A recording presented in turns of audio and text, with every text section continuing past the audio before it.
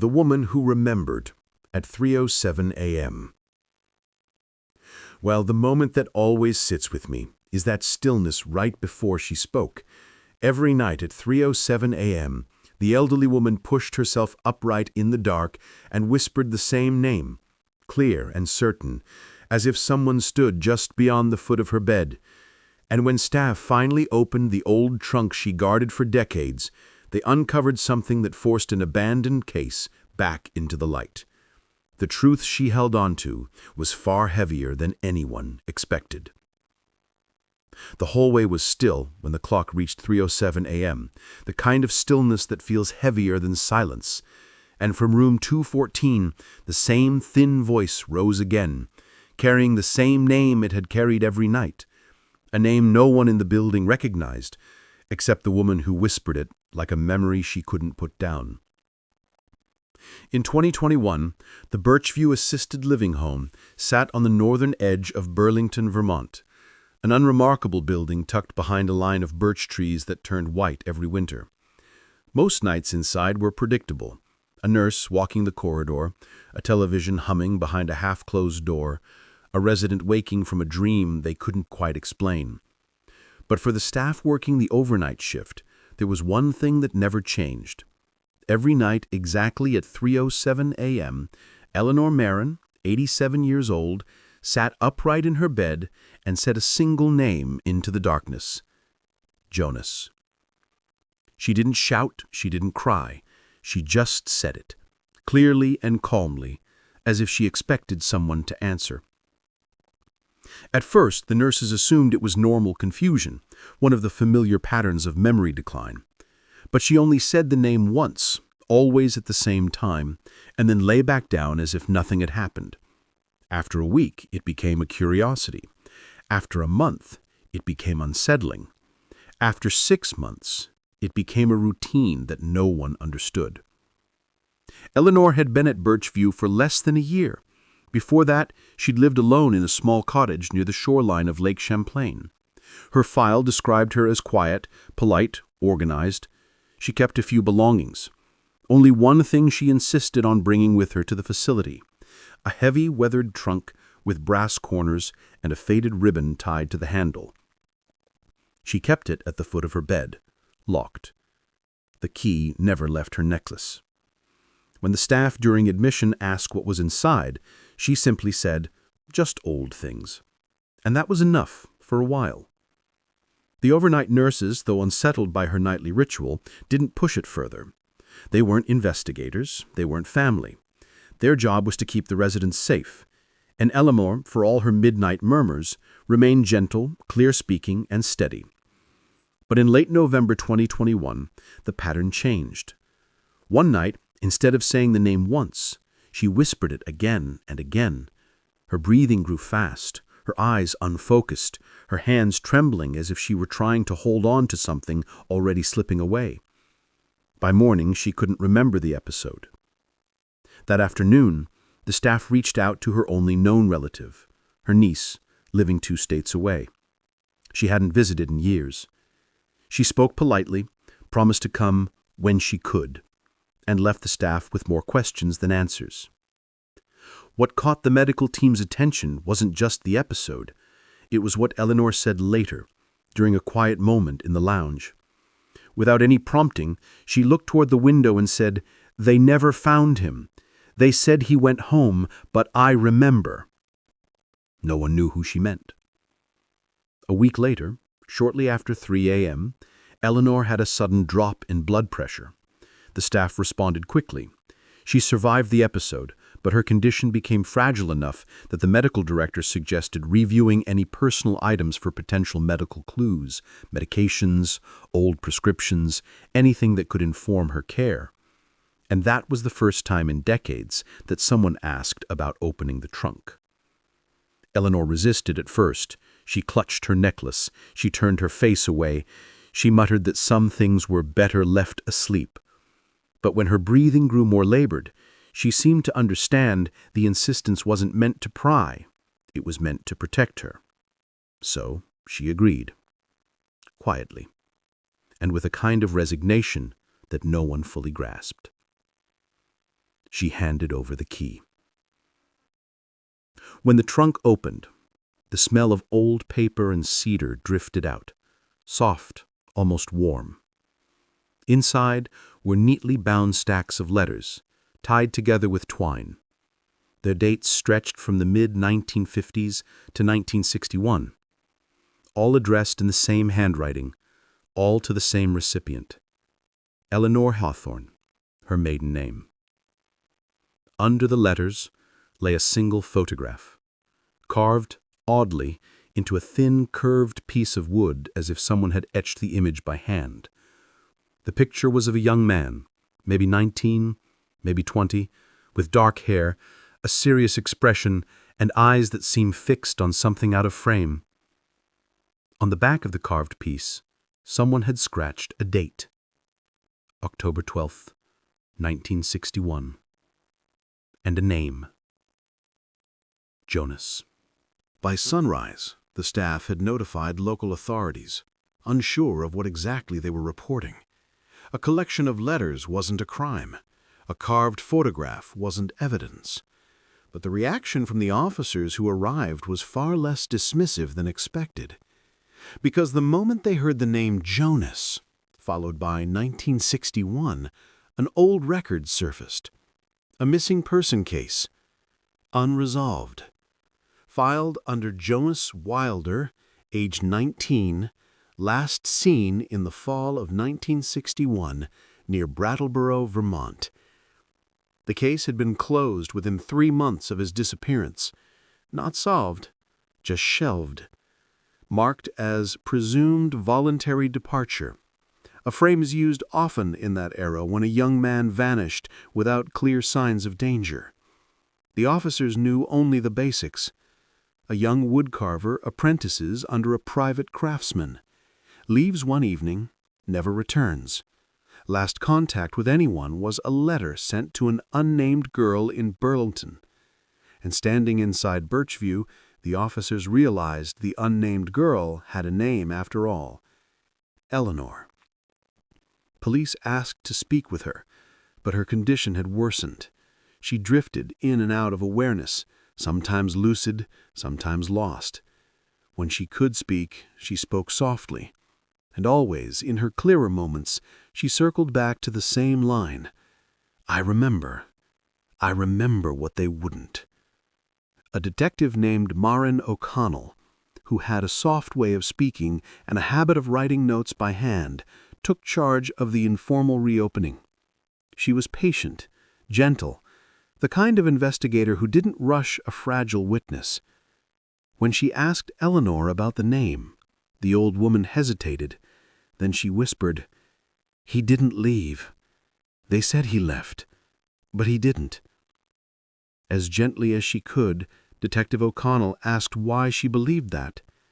Eleanor closed her eyes. "Because he told me he wouldn't." The letters became the first solid source of information. Their handwriting was consistent. The ink faded but legible. Over 100 letters, sent steadily for years. They described a quiet friendship between two young people who met in 1955 at a seasonal crafts fair. Jonas wrote about carving wood in his father's workshop, about the river that ran behind their town, about the sound of trains at night, which he said made him feel like the world was always shifting. As the letters progressed into the early 60s, the tone changed. Jonas wrote about a growing conflict with his father, a man he described as unyielding, polished, colder than winter bark.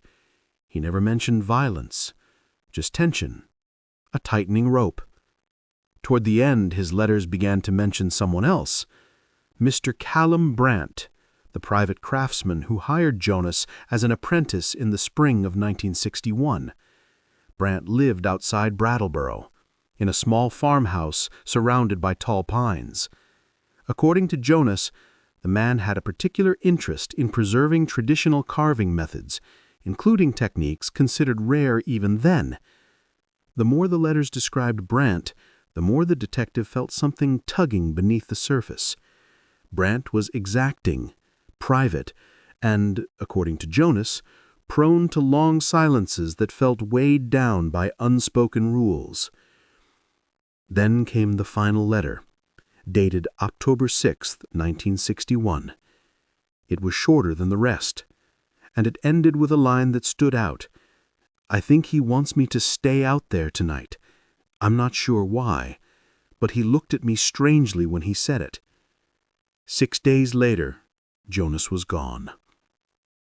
Detective O'Connell tracked down what remained of the original 1961 investigation. The old files were thin, just a few statements, a missing person flyer, and a brief note that Brandt had been uncooperative but within legal rights. He claimed Jonas had walked off after a disagreement about technique. He suggested the boy likely returned home, though he admitted he hadn't checked. Police at the time had accepted this explanation. They contacted the Wilder family. The father confirmed the disagreement, confirmed Jonas had been restless, confirmed he might have left voluntarily. And that was enough back then. Case closed. Life moved on. And the name Jonas Wilder slipped into old paper files. But something in Eleanor's trunk made O'Connell pause longer than she expected. It wasn't the letters. It wasn't a carved photograph. It was a piece of folded, brittle paper tucked behind the wooden image. When she unfolded it, she found a crude map, hand-drawn, lines shaky, as if made by someone working in haste. It showed the wooded area behind the Brandt farmhouse. A single X marked a point near the riverbank. No name, no explanation. Just that single, decisive mark. When asked about it, Eleanor stared at the map for a long time, her eyes filled with mix of fear and memory. "She sent it," she whispered. "He sent it. He hid it in the woods. I didn't find it until after he was gone." The detective requested access to the area marked on the map. The Brandt farmhouse still existed, abandoned now, partially collapsed, covered in vines. The land belonged to a distant relative who had no objection to a search. The team went out in early December, just after the first snow. The river was half frozen. The trees stood bare, and the wind carried a kind of hush that made every footstep sound louder. They followed the map carefully, measured the distance from the farmhouse, used the river as their reference point. And after nearly an hour, they reached the spot marked with the X. It was a shallow depression covered in decades-old leaves and snow. Nothing obvious, nothing dramatic, just earth, layered and heavy. A forensic archaeologist joined on a follow-up search. The work was slow, careful. But within a day, they uncovered fragments of decayed wood, too small to identify but clearly carved. And beneath those fragments, they found something else. A thin metal button. Faded. Stamped faintly with the initials J.W. It wasn't proof of anything by itself. Buttons could be lost. Clothes could be donated, repurposed, moved. But the archaeologist noted something quietly. The soil layers suggested disturbance from around the early 1960s. Nothing further was found. No remains, no tools, no personal items beyond the button and the carved fragments. The discovery raised questions, but answered none of them fully. Still, for Detective O'Connell, it was enough to reopen the case formally. The next step was tracing the life of Callum Brandt, the craftsman. Records showed he died in 1978. No spouse, no children, no clear acquaintances beyond a few clients who remembered him as odd, private, and meticulous. His workshop, once known for traditional carving methods, had long since vanished. But an archived photograph from 1960 showed a row of wooden portraits, faces carved into thin strips of wood, eerily similar to the one found in Eleanor's trunk. One figure looked strikingly like Jonas. Investigators interviewed surviving residents from the area. Most were elderly. Some remembered Jonas vaguely. A few recalled rumors from that time, whispers that the apprentice had run off after an argument, or that he'd gone west. Nothing solid. But one woman, who would live near the Brandt property as a child, remembered something else. She said there were nights when she heard shouting from the direction of the workshop, and one night she thought she heard someone calling for help, but her parents dismissed it as the wind catching in the trees. Her memory was uncertain, blurred by time, but her voice shook when she mentioned it. Back at Birchview, Eleanor's condition continued to decline. But when Detective O'Connell visited her one last time, she found her unexpectedly lucid. The room was dim, snow drifted against the window. The detective gently asked why she had kept the letters secret all those years. Eleanor's gaze drifted toward the trunk at the foot of her bed. "They wouldn't listen then," she whispered. "I thought if I kept him close, he wouldn't be completely gone." When asked why she called the name at exactly 3:07 a.m., she paused for a long moment. That was when he always finished carving for the night. He'd write me one line before he slept, just one, and he always signed his name at 3:07. The detective didn't know what to say. There was no explanation that made the ritual less heavy, less lonely. Eleanor closed her eyes. "He never left me. Not really." 3 days later, she passed away quietly in her sleep. Her trunk, with permission of her next of kin, was transferred into evidence to complete the reopened investigation. The letters were archived carefully, each preserved as part of a case that had waited 60 years for anyone to look closely at it again. Detective O'Connell continued her review for months. She found inconsistencies between Brandt's 1961 statement and the timeline in Jonas's letters. She found no evidence that Jonas ever returned home. She found strong indications he had intended to stay at the workshop the night he vanished, likely because Brandt insisted on it. But without remains, without living witnesses, without a confession, the case remained technically unresolved. Still, it shifted. From forgotten to remembered, from dismissed to examined. And in the official closing summary completed in 2022, O'Connell added one quiet line, almost buried at the end. Based on available evidence, voluntary departure is unlikely. Today, the letters remain preserved in climate control. The carved photograph sits inside an archival box.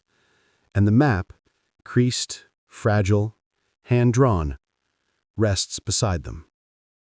None of it solves the disappearance, but all of it restored something the case had lost. A sense of weight. A sense of truth. Sometimes a case doesn't end with answers.